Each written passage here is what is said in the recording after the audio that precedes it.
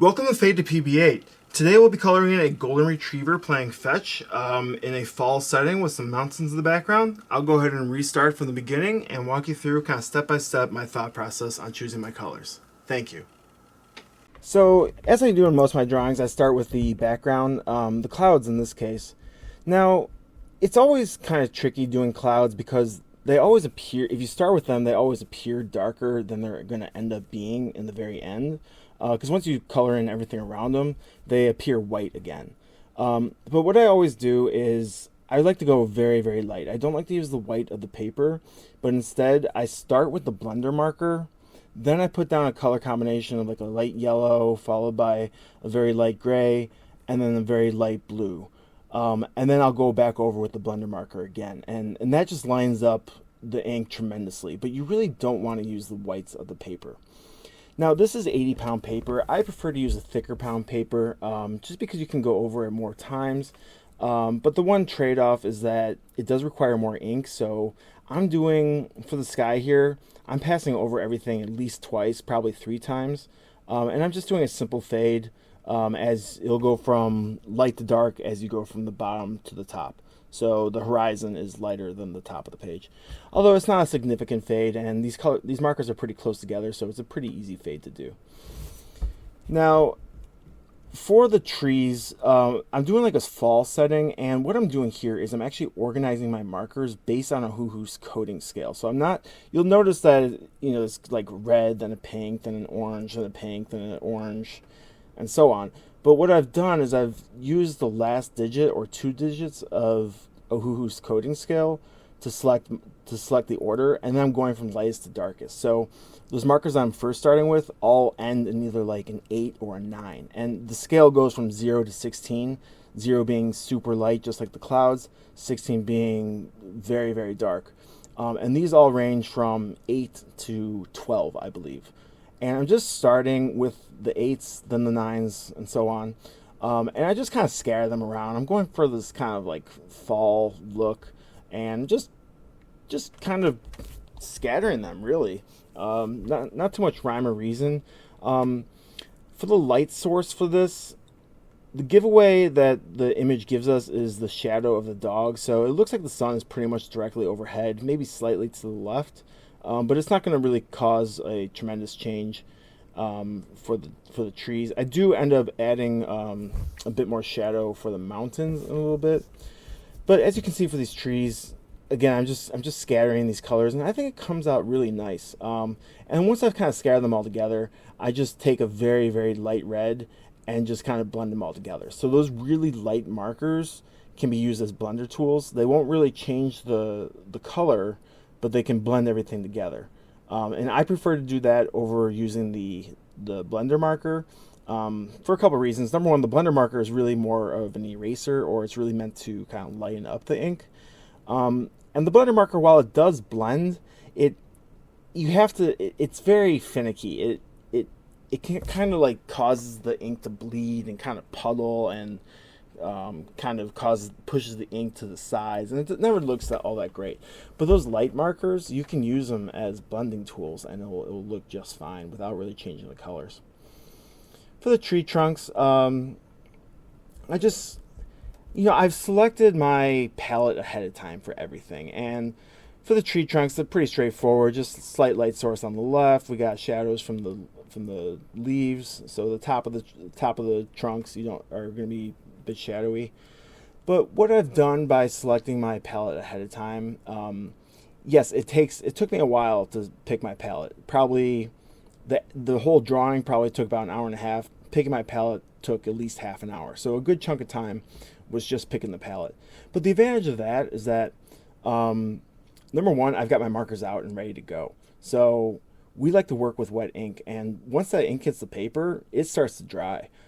So if you haven't picked out all your markers ahead of time and you're going through your marker collection trying to find the right marker while you've got ink on the paper, well, it's starting to dry. So have those markers out ready to go. The other thing is that I like to avoid using the same colors for different sections as much as possible. So the dog and the fence are similar browns or an orange. but they're different. So when the dog is right on top of the fence, right in front of the fence, it won't blend in with the fence. And I know that for sure because I've already picked my markers out ahead of time. These mountains, fairly simple. I use like an orange highlighter on the left side of the mountains, and then I'm just kind of coming in with these browns and just using the lines that were given to me to kind of create some texture to the mountains. Your attention point isn't really going to be on the mountains. It's more so going to be on the dog, the frisbee, then probably the trees because they're red and orange and they're pretty bright. So the mountains are kind of like the last thing you're really going to look at. So I wasn't really too worried about them. But still, you want it to look nice. You want your light source to be consistent. And I used the blender marker right there just to kind of line up the left side of the mountains. So I come and do the fence. I decided to do the fence before the grass behind it. So there's grass behind and grass in front. I decided to do all the grass at once. So I'm just doing the fence.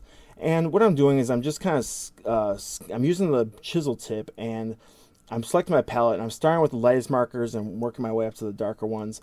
And I'm kind of scattering, doing vertical lines with a chisel tip. And just kind of making each board look a little bit different, like a slightly different color. But they all go together. I mean, they're all in the same. All those browns are in the same family, so it's really just one board is lighter than the other. And then you kind of just put some thin little lines in there, and it gives it a little bit of texture. It makes it look more wood-like. But then at the very end, I come back in with the lightest marker and just blend it all together, and I think it gives a nice look. Now for the grass here. Admittedly, I did this drawing fairly quickly, and at first I started going with these greens, and then I realized, what, it's supposed to be a fall setting, and the grass should be maybe a little bit more yellow. So I started with I just want you to notice how much the color changes and how much I'm able to lighten it up. So right now I think it's too dark, and so what I'm doing is I'm coming in with a light yellow green with the chisel tip, and I'm really pushing it down. And what you're doing is you're actually pushing that previous ink of that darker green into the paper, into the backside of the paper, and then you're creating a new layer on top. And I even take it one step further and I bring in a yellow, and I go over it again. So I was really able to lighten up that ink. However, you can only do that so many times before you start to damage the paper.